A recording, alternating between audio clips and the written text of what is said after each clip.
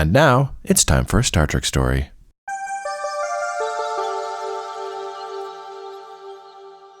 You know, Aaron, we've been watching Deep Space Nine in this chunk of episodes. And we've already asked a wartime question. And spoiler alert for those who are not initiated into the ways of Deep Space Nine, it will not be the last wartime question we ask on this show. More. So our Deep Space Nine war question of the day, and I've heard it said, I often hear the term bandied about, war hero. He's a war hero. I have also heard there are no heroes in war. So what do you think, Aaron? Our question of the day: are there actually heroes in war? There's heroes in war stories. Mm-hmm. But then when you read actual accounts from soldiers, the reality is very starkly different to the hero stories that we read about. There are legends, I would say, in war. Whether you call those people heroes, I don't know. Legends. Yeah. All right, I like that answer. My guess is that it'll probably tie in very well to today's episode of Star Trek Stories. Yay! Yes, this is episode 59, The Homecoming. I, of course, am your gallant host, Jaron Hatch, and I'm joined here by my valiant co-host, Aaron Cole. Hello, Aaron. Hello, Gallant. Jaron. Gallant? If you put us together, we are Gallant. Gallant? We are starting the back half of our look at Deep Space Nine and the end of TNG.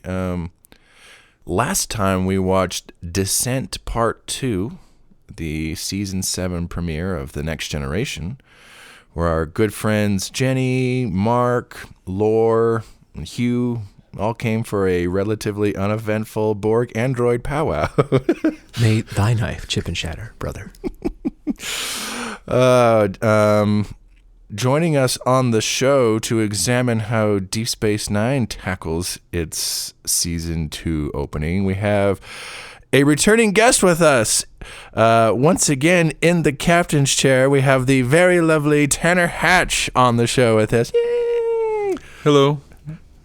I've been listening. I've been taking notes. Stewing, commenting.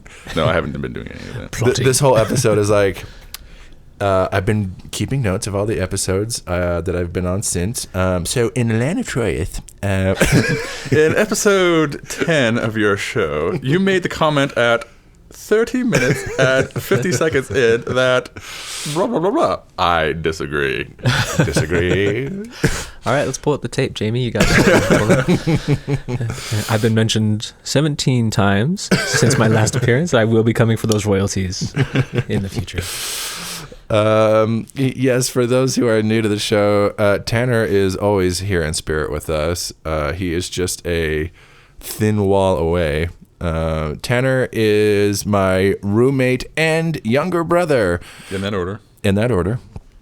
And fellow hardcore Star Trek enthusiast. We've definitely had some hardcore people on before, but I would certainly say you are near the top of the people I know who are the hardcore people. I would hope so. Actually, though, last time you were here, we didn't actually watch Star Trek. We watched Jaws. He kills people.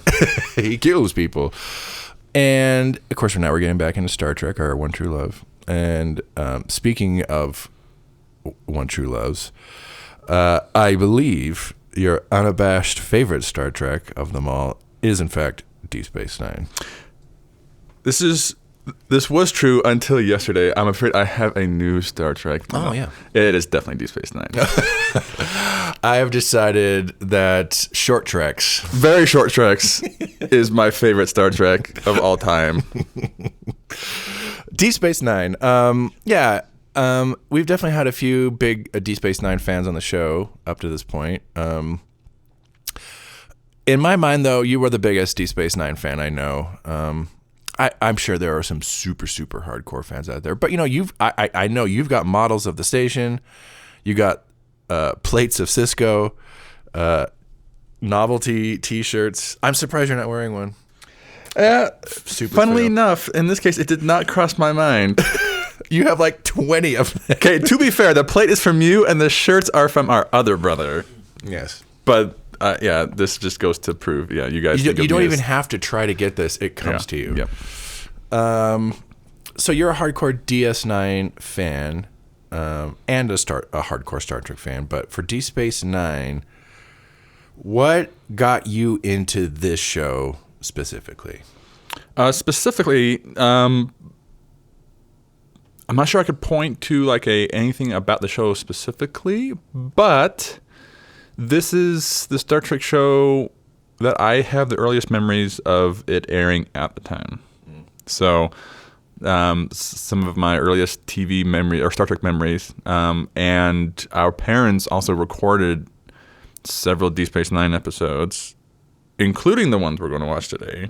I think I was the one who actually recorded those. Oh, you recorded them. Yeah, there was a time where I knew there was we didn't have a lot, and so I was trying to get a few on tape, and I completely forgot that until you brought it up the other day. I was like, well, that's right. To answer my question, then the reason I love Deep Space Nine is apparently because of you, unknowingly. Of course it is. Jaron brings Star Trek to the world. Yes. You're still a huge fan. I'm curious, like nostalgia aside, I don't know, what keeps you coming back to the show now that you're older? Is there something about it that makes it still hold up for you? Or is it just the nostalgia? Oh, I mean, nostalgia's obviously going to be a big part. But I do think DS9 has some elements that make it unique, not just in Star Trek, but in television. It does a lot of things well. The writing, obviously, is going to be one of them. But just in terms of, like, the production, it's just like, they have, the biggest standing set on, at Hollywood for the time it was on the show.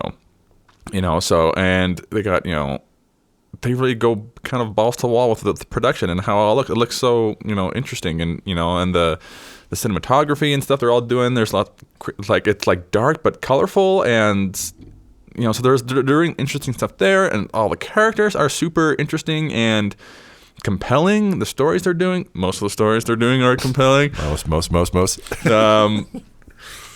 And they're doing a very interesting kind of pre-version of how TV shows kind of end up being today with the serialization, but it's still very episodic in Star Trek. There's a very interesting balance with the episodic and the serialization they do that I find, it could just be because of the nostalgia, but that's often where I end up as like, I wish more shows would kind of find this balance.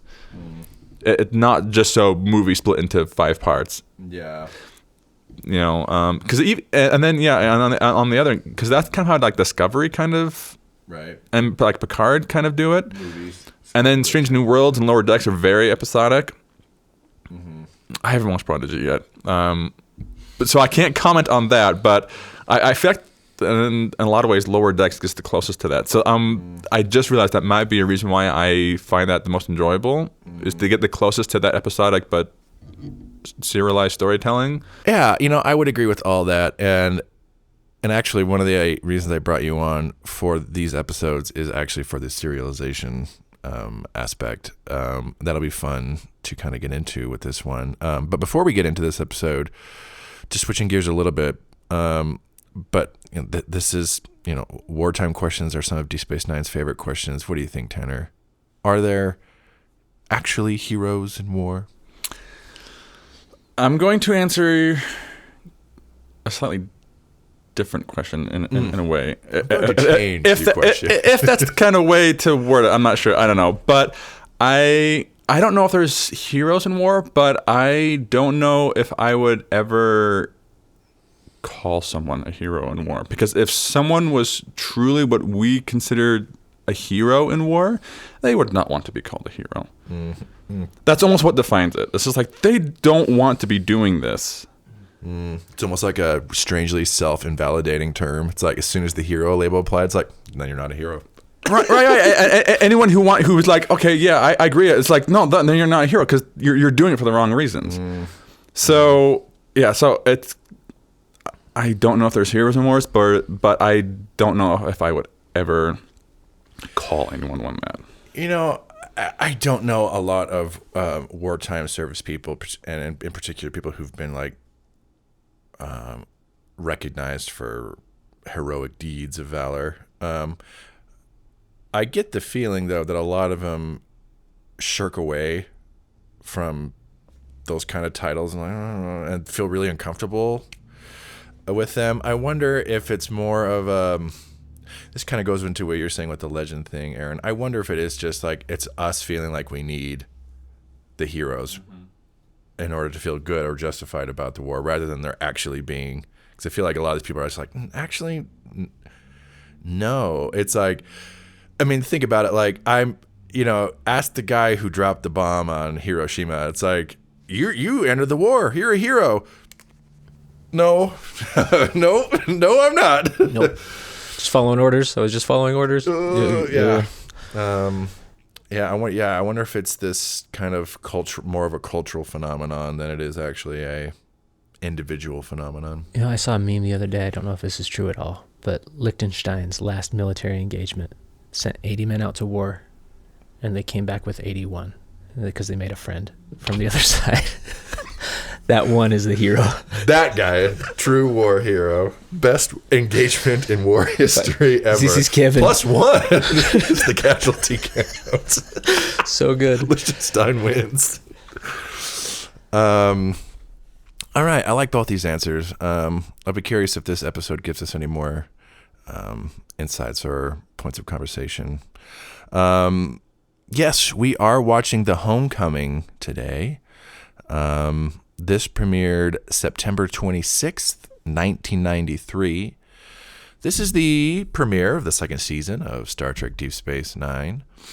Yeah, and like we said, we've been in a fun little stretch of compare and contrast between this show and TNG, particularly how they do season finales and premieres. TNG, of course, is famous for its like season cliffhanger finale premieres. Though I think when we did Descent last time, that was like a textbook example of like the drawbacks of this approach. That more of a dud than anything. Deep Space Nine, on the other hand, is doing things a little differently. Their season 1 finale was kind of more of like a button on some of like the thematic arcs they kind of had been doing up to that show up to that point, which is so refreshing. Yeah, it feels like a true finale. Yeah, rather than like tune in next season to find out what happens. To actually have some things resolved, setting up new things too, but like questions are answered, plots move forward. Like those episodes are so cherished in my mind. Yeah. You get some kind of catharsis. This is the movie thing that happens, like you were talking about. Like if we're just going to split this up into 5 parts, then we're going to need a filler episode here that doesn't do anything but fill. Yeah. Right? Like, ugh. Yeah, it'll be fun now to see how Deep Space Nine kind of tackles like an opener versus a finale. So that'll be interesting. And this is also the first part of what is essentially the Star Trek franchise's first 3-parter. And that still is kind of something of a novelty. There aren't a lot of dedicated 3-parters in the franchise. So that's going to be interesting to see how they also pull off Star Trek's first 3-parter. And that's going to be something we'll be looking over, not this episode, but the next few episodes. So buckle up, everyone. All right, y'all. Star Trek Deep Space Nine is streaming on Paramount Plus. You can find it by bringing up Season 2, Episode 1. And we will be back after we watch The Homecoming.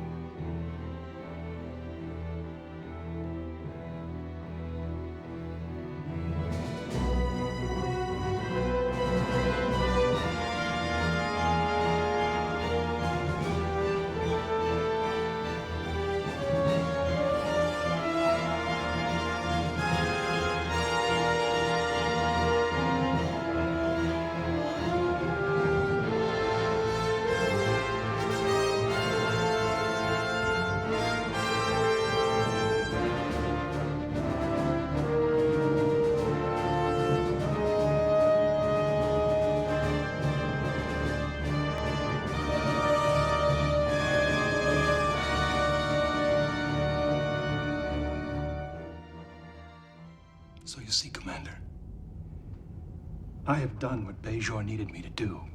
I have allowed myself to be a slave to my reputation all of these years. And now, it is enough. They still need you. But I am not the man that they think I am. Perhaps not. But Bajor doesn't need a man. He needs a symbol. And that's what you are. No one's asking you to lead troops into battle or to kill 100 Cardassians with your bare hands. I saw you in front of the crowd on the promenade. They look at you and they see strength and honor and decency. They look at you and see the best in themselves. But it's all based on a lie. No, it's based on a legend. And legends are as powerful as any truth. Bajor still needs that legend. It needs you.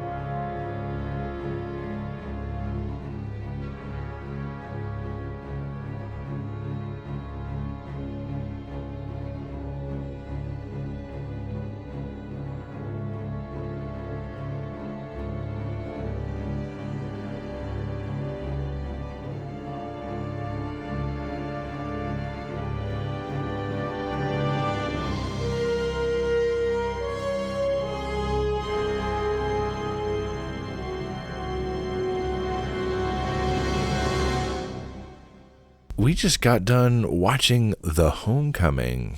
In case you have never seen this one before, didn't watch it with us.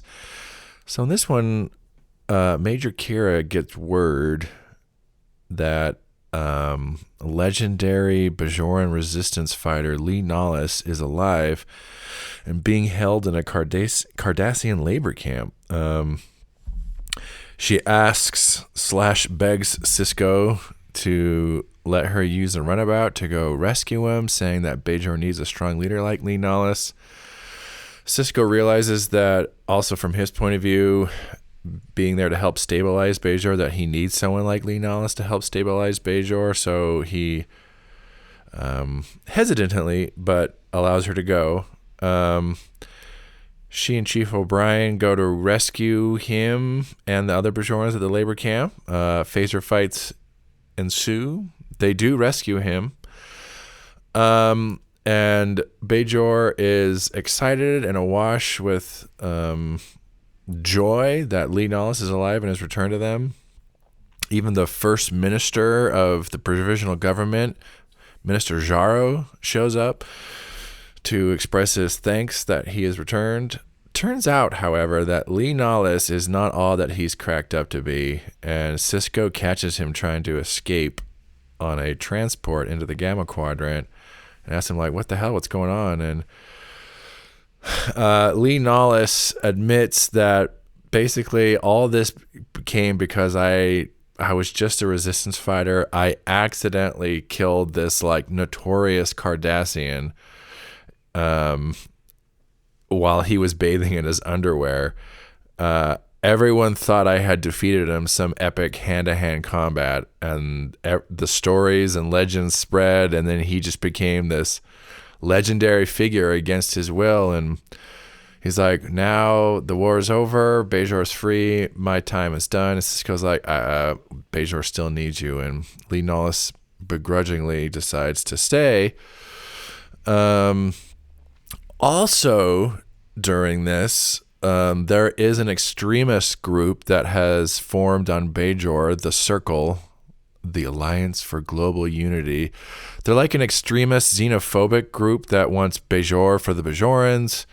They want to kick out all non-Bajorans from the system. And it's revealed that they now there are members of the Circle on the station. At one point, they do even attack Quark. So that's also going on during all of this. And at the end of the episode, First Minister Jaron reveals that Lee Nollis has been promoted to Navarch, which is this never before bequeathed title that no one ever has had before. But then he has been made the new liaison officer to Deep Space Nine. And Sisko's like, I already have a liaison officer. Not anymore, you don't. Major Kira has been recalled to Bajor. And then we get the to be continued. We always start with initial thoughts. Tanner, initial thoughts coming on off of watching The Homecoming. This is definitely a setup episode. And I found the first third works way better than the rest of it. I was really engaged with it. They were doing a lot of interesting camera work and stuff. Like I noticed, there's conversation with the captain with Quark. Quark is literally just standing in the stairwell, and she's sitting down. I was like, okay, that's cool. Sisko's got his whole scene walking down the hallway or the promenade with Jake, and ordering food and talking with Kira. And then we have the whole scene on Cardassian 4, getting him back. But I found after that, it really seemed to drag. It became much harder to get invested in what was going on. It seemed like the camera work was far less dynamic. It also seemed like they weren't using any music, or very sparingly. And I think all that kind of contributed to feeling... I feel like a good chunk of that could have been taken out. It's like you have the main points, like we get the necklace, go to, convince Sisko, we go to Cardassian 4, we bring him back, he tells his story that he's not all he cracks up to be. Those are the main things. But there's a big chunk in there that they need to spend time, because it's got to be 45 minutes, it feels like, they spend some of that setting up the circle and whatnot, but it kind of just feels extraneous at that point. So I definitely enjoyed the first third better. Maybe first half, I feel like by the time they rescue him, that we're about halfway through. About that point, so it's like a front half and a back half. Well, the thing that kind of stuck out to me in terms of kind of boring, if you will, was Lee Nollis's explanation of how he got that legend. Because he is just standing in front of Sisko telling the story, and they basically just do a close-up of him, and it's cutting between him and Sisko, and it's just there is nothing going on here. The frame shot with Sisko, it looks very almost cheap. You can see the door back there, and it's just kind of a square, and it's very close-up on Nollis, and he does not start doing anything until he's done with his story, and he starts walking around and stuff. I was like, I feel like you guys could have done this way more interesting, dynamic. Right. She's telling this this very personal story, and I'm just interesting. Which I found very interesting. Yeah, comparing that to say the beginning where there's a lot of stuff going on, that first conversation with Odo and Quark. I had pointed out, you can see Rom back there, and they were very conscious to keep him in frame, even to the point where they get even closer, and there's just a small divot, and he is just right in there. So you guys are putting a lot of work into this, and then it seemed like all that kind of went away after they came back. Yeah, that is now that you say that, that whole first bit of the episode, there's a lot of little scenes, the Odo Quark scene, and then the scene with Quark and the captain, the Bossilic freighter captain, on the stairwell. That's a cool, interesting shot. And you were talking about part of what makes Deep Space Nine fun is all the potential interesting shut-ups they can do. We talked about that with Wes too. The levels. And then the scene with how they build the scene with Sisko and Jake seeing him from the top, Sisko's on the bottom, they eventually meet up, Kira comes into frame and is standing in between them and then him and Kira go over to the repo mat while he's kind of ordering like brunch or something, and it's all just kind of very functional scenes, but they're all shot so interesting. And then arguably the big scene in terms of like character stuff, the Lee Nala Sisko scene, it's just a very, it's shot, it's all, they had these functional scenes in terms of content, but shot very dynamically. And then when they actually get the dynamic big scene of the episode, it's all shot functionally. That's very interesting. I wonder if they shot the first part early and then came back and did the rest of the episode later. Yeah, Aaron, initial thoughts on the Homecoming? I like that take. It was hard to pay attention through the episode. I started ordering pizza for us about my way through. That contributed to my not being able to pay attention.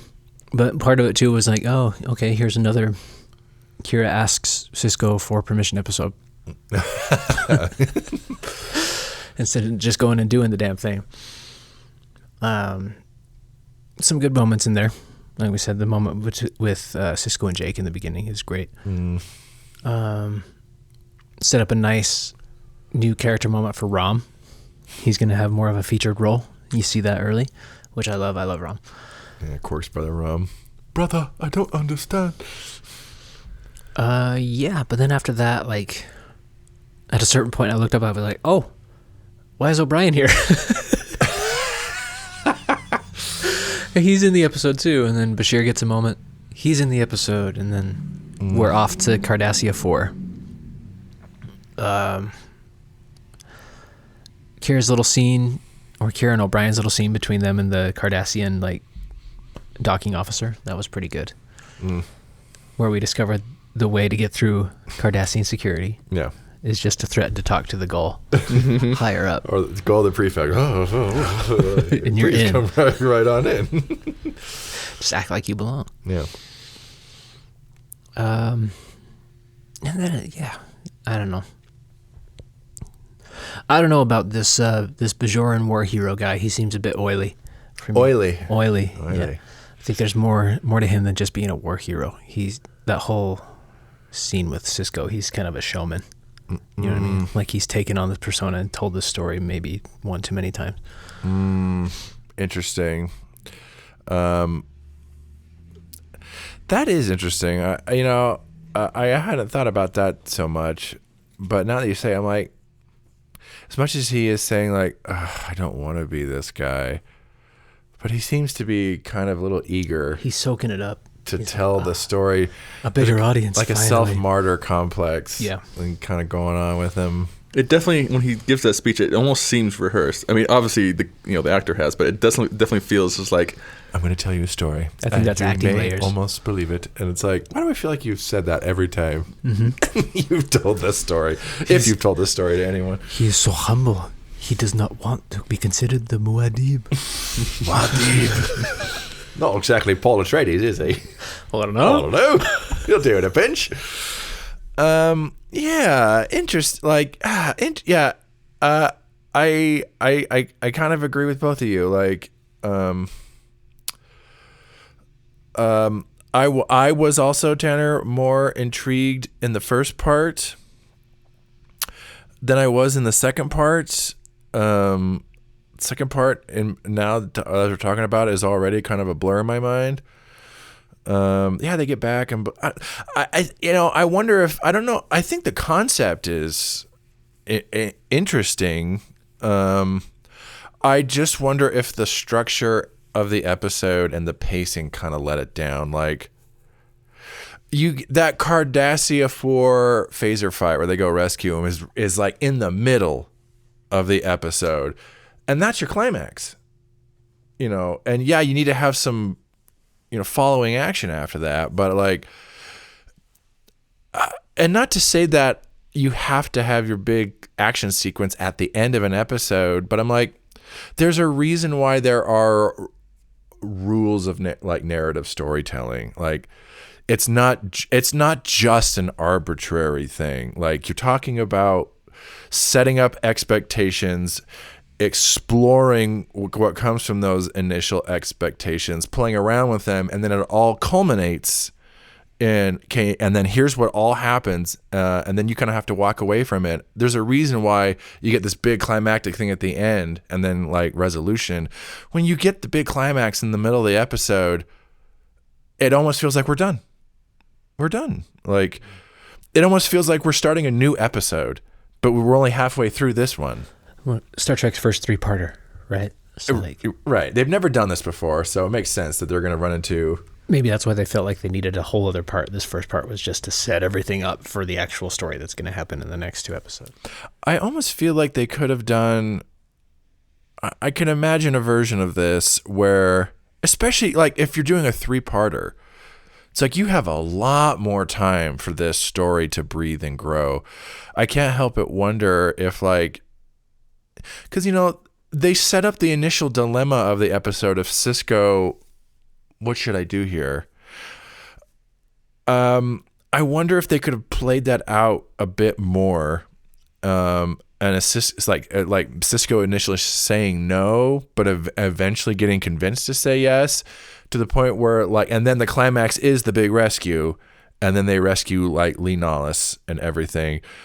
And then, because then you have the scene, there's the little scene in the airlock with First Minister Jaron telling Kira, it's like, if you ever do this again, you're going to be in big trouble, but I want to congratulate you. I could almost imagine the scene after that being where he reveals that Kira's been recalled to Bajor, and it's like, oh, okay.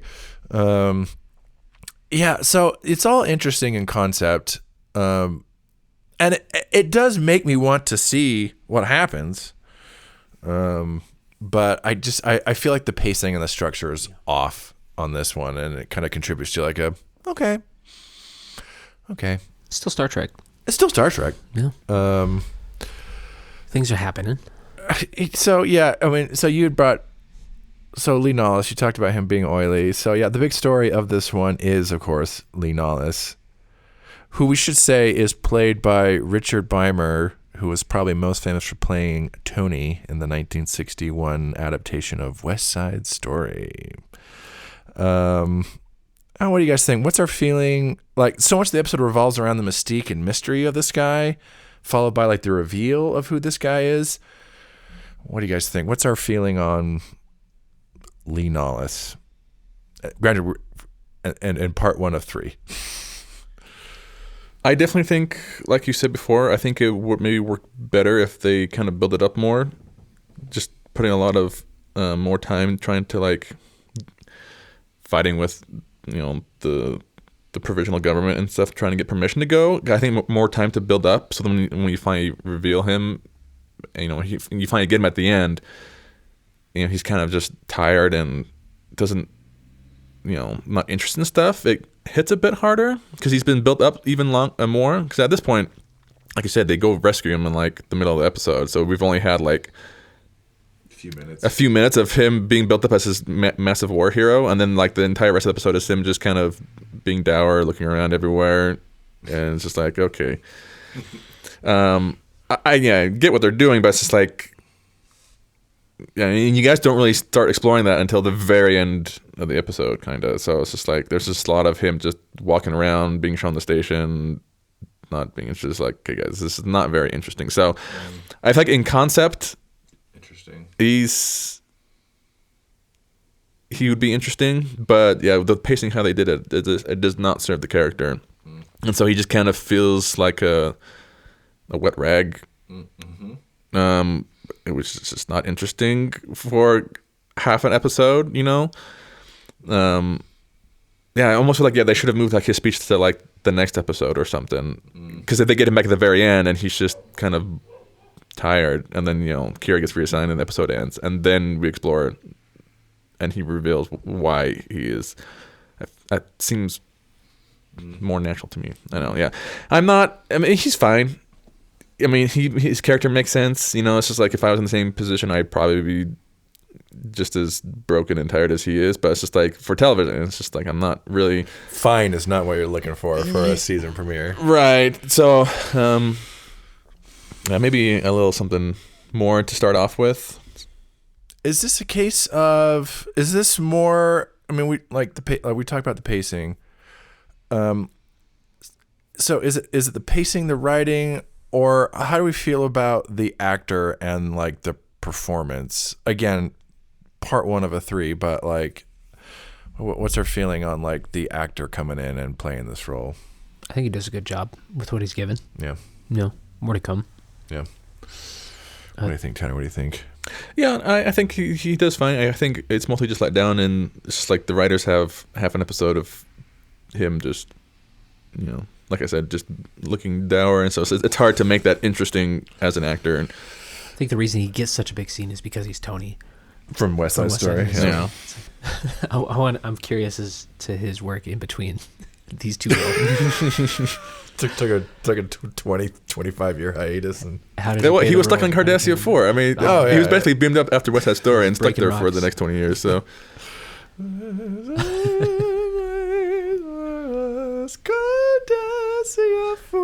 You shut up and break more rocks. Yeah, I for me this is more a case of the writing, and the pacing. We've also watched some episodes where I feel like the writing has been fine, but like we've seen some actors elevate the performance into something really interesting. I don't know if that's the case here, though. I feel like he's fine, but nothing like wow. Nothing wow. They didn't give him a dream ballet. If Yeah, he had a dream ballet to really sell it, I think we could have gotten the pain of the Bajoran labor camp. It's also part of the directing it too. It's like if you give him his big moment and he's basically just has to stand there with a close up on him, all his acting is like very limited. All he basically has is his face. Yeah. There is nothing else he can do at this point to try to do anything. Mm-mm. So I think he's also let down by he might even be let down by the directing as well in that case. And that scene, yeah, like they do some table circling, but it's very just kind of perfunctory, just like. Well, yeah, they only do it at the very end. He's like the meat of his speech is just essentially the close up. It's basically once he starts to finish, does he start walking around? Yeah.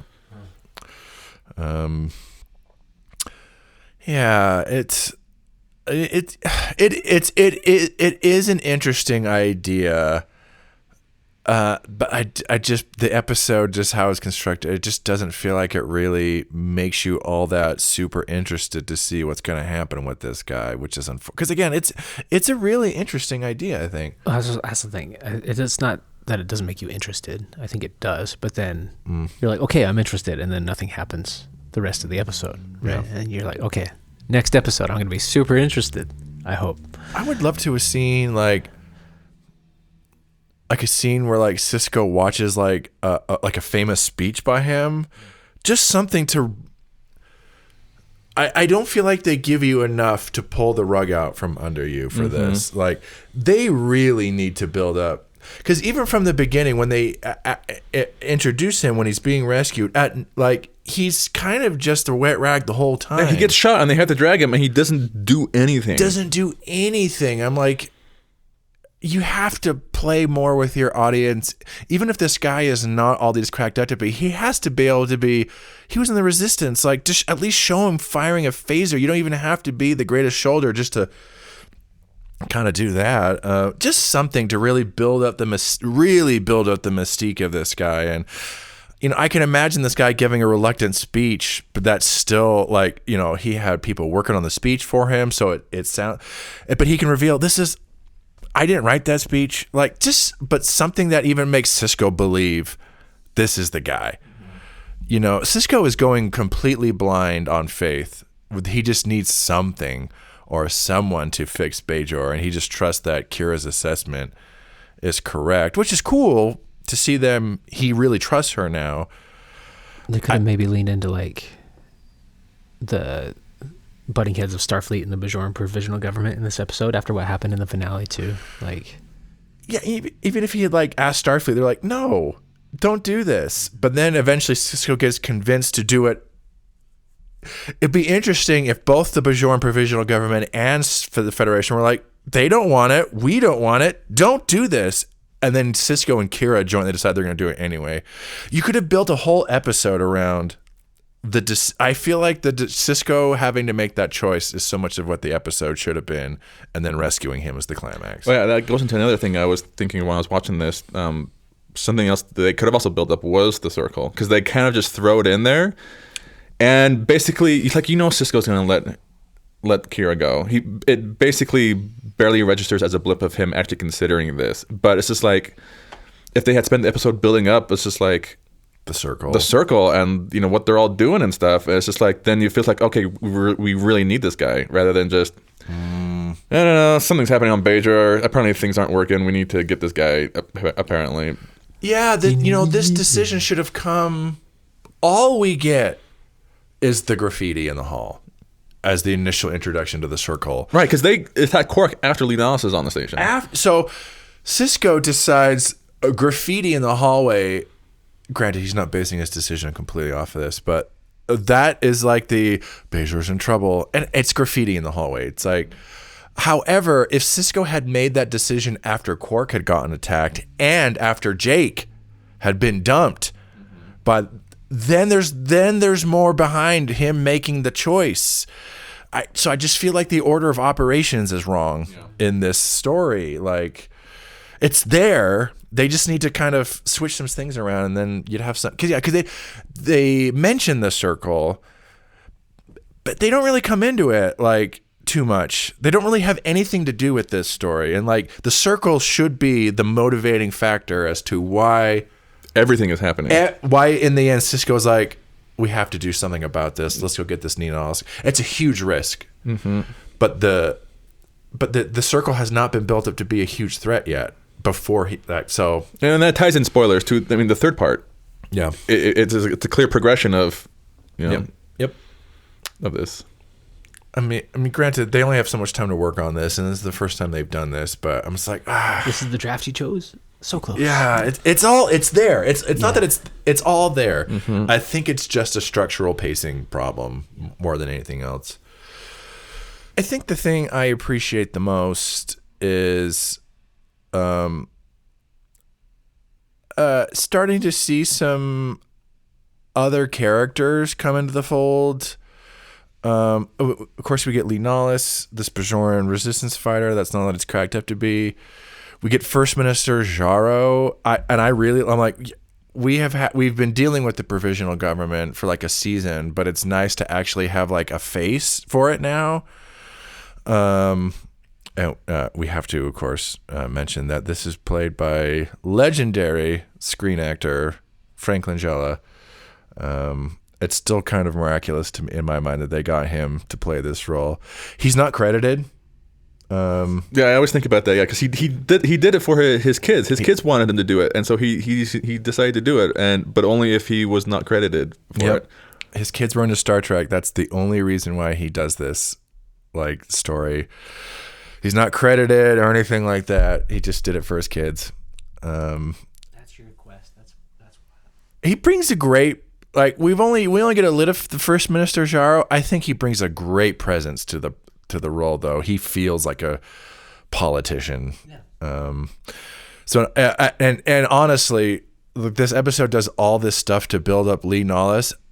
As soon as Minister Jaro shows up, he is already a way more interesting. And I think this is also a case where the performance, it's a very understated performance, but it's Frank Langella, so he already is so much more dynamic and interesting than Leonalis, which also does the episode a disservice. They should have introduced, he should have shown up in like part 2, or no, spread this out. Like, we just got Lee, and now we're being introduced to this new guy who's more interesting. Like, also a problem. He does a good job of showing that Kira is not the only competent Bajoran on Bajor. That's true. Up until this point, we've seen a lot of crazy characters. Right, like completely inept people. Kira, don't be a fool. Hermits. Exactly. I'm just going to kill this guy on the promenade. Right. Yeah, Minister Jaro does, I mean, granted, we've only seen a little bit of him. He does not feel like that. He feels like a very smart, calculating guy. And, Leonalis, for not being the most, for being a wet rag, is still interesting.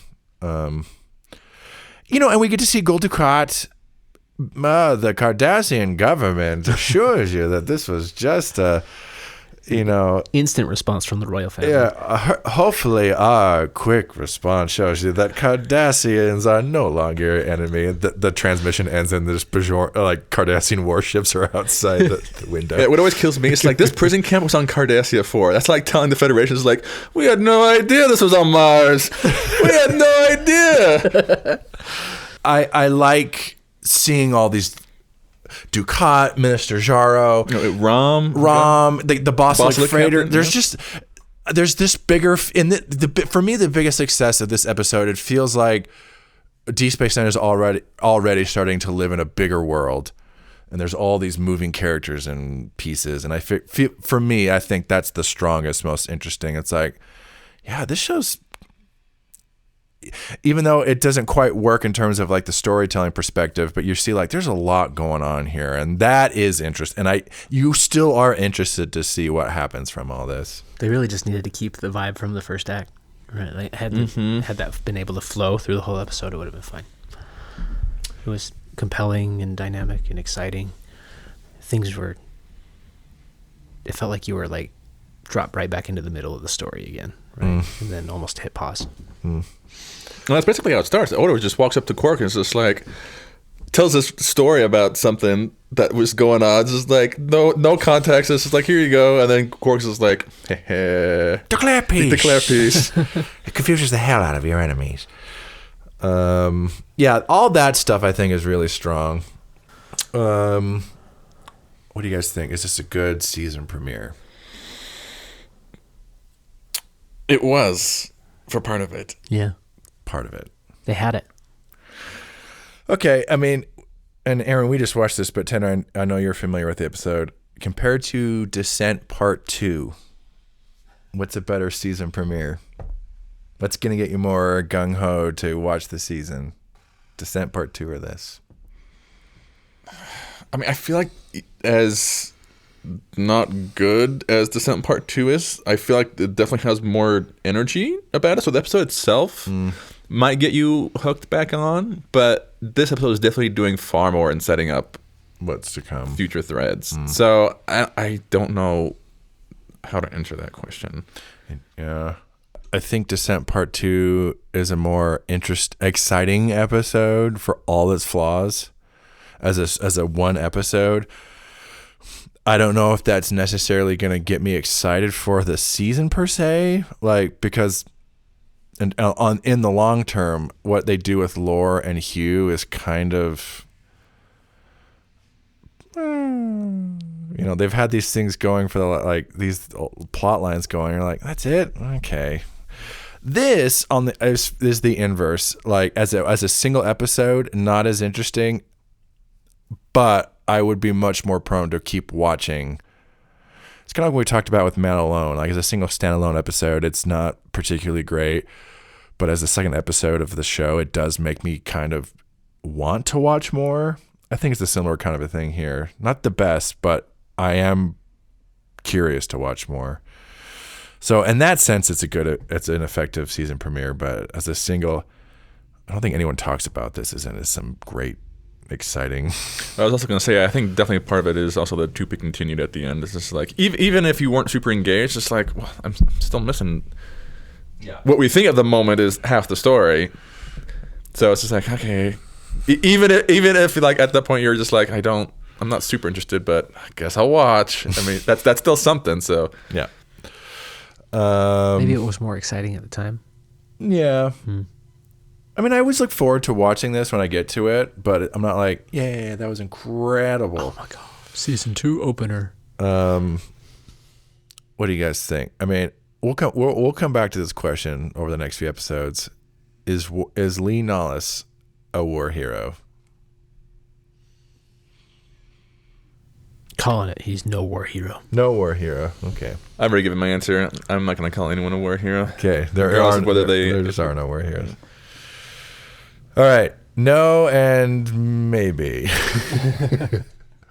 Just to even it out, yes, he's a war hero.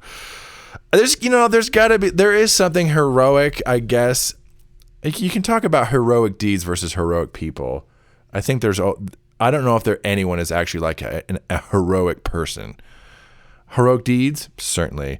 And there is something to having to carry this burden of having to be this guy, and having done that all this time. So there is something heroic about him. Is he a full-blown hero? TBD. TBD.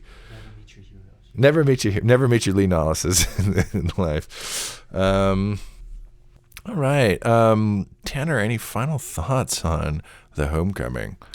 The only other thought I have, and this is going to be a very random thought, but I found it interesting that in the scene with the runabout between Kira and O'Brien, and Kira is bluffing their way into it, she keeps looking to O'Brien for some sort of feedback or like help.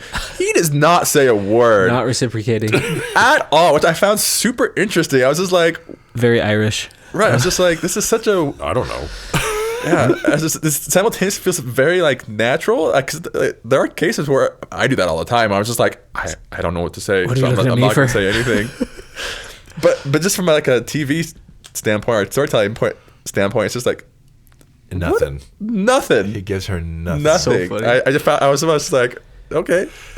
Very engineered too. He's like, I have 100% of my attention on this. Right. What do you want? Whatever it is, he doesn't say. He's just Pressing buttons over Dealing there. with the fluctuations of whatever. yeah.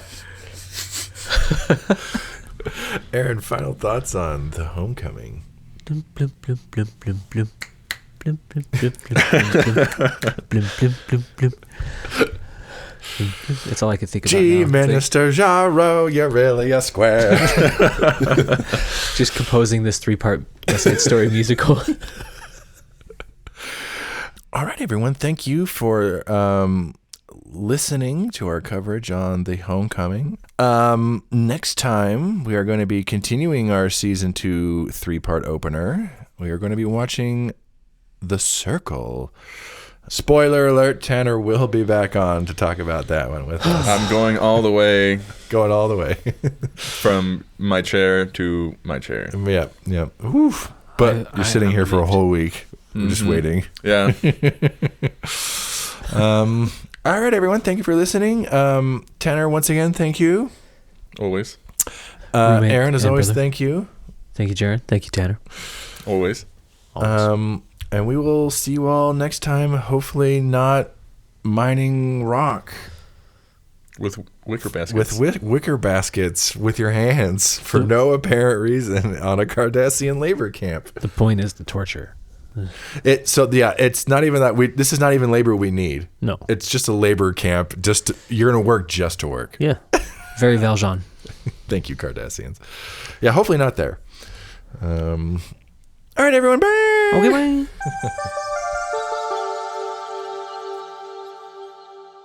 Thanks for listening. If you'd like to share us your own Star Trek story, you can email us at storiedstartrek@gmail.com, or you can visit our Discord server. You can find us by clicking on the link in the show description.